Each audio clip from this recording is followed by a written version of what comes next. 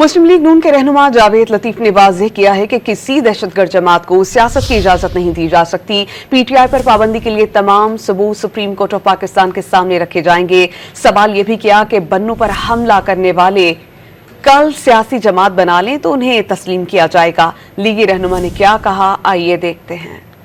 किसी सियासी जमात पे पाबंदी नहीं, मगर दहशतगर्द गिरोह, अस्करी गिरोह जो आज बन्नू पे हमला हुआ ना, बन्नू छौनी पे, कल को वो हमला करने वाले सियासी जमात बना लेंगे तो क्या उनको हम बर्दाश्त करेंगे?